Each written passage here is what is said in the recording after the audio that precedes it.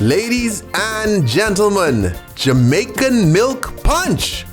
Ice in our glass, followed by some dark rum, followed by some Bacardi 151. Wow, this is potent.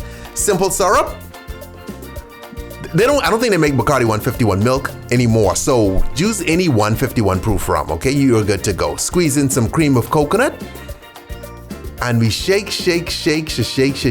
Put some crushed ice in our glass, and now we can pour our mix over the top, and we are good to go. Oh my goodness, look at that, okay? Now that's some potency in that glass, okay? So you really have to be strong for this one.